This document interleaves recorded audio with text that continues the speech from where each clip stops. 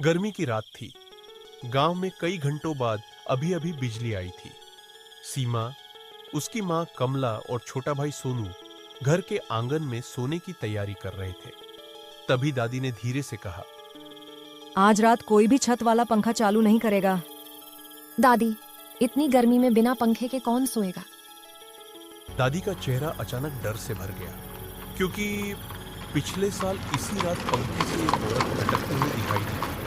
दादी ने इस बारे में बच्चों को कुछ भी नहीं बताया था। घर में सन्नाटा छा गया। रात के करीब 2 बजे गर्मी की वजह से सीमा की आंख खुली। पसीने से उसका पूरा शरीर भीग चुका था। अरे ये दादी भी ना पता नहीं क्यों इतनी गर्मी में भी पंखा चालू करने के लिए मना कर रही हैं। पर कितनी गर्मी है। गर्मी के कारण मुझे नींद नहीं आ रही है। थोड़ी देर के लिए पंखा चालू कर लेती हूँ और दादी को नहीं बताऊंगी। उसने धीरे से ऊपर देखा। पंखा बंद था, लेकिन फिर भी धीरे धीरे घूम रहा। सीमा डर गई। तभी उसे लगा पंखे पर कोई बैठा हुआ है।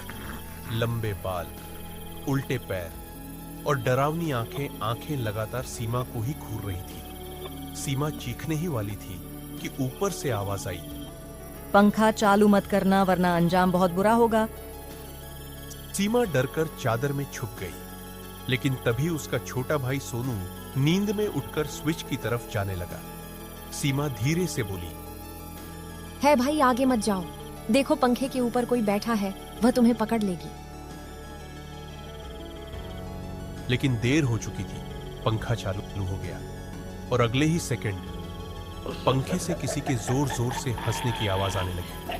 पूरा घर कांपने लगा। मां ने डर कर ऊपर देखा और चीख पड़ी, क्योंकि पंखे से वही औरत उल्टी लटकी हुई उन्हें घूर रही थी। अगली सुबह गांव में भारी शोर था, क्योंकि गांव से कई लोग गायब हो गए थे। सीमा के घर का पंखा अपने आप बंद था, लेकिन उसके नीचे जमीन पर मिट्टी से लिखा था, अगली गर्मी में फिर आऊंगी।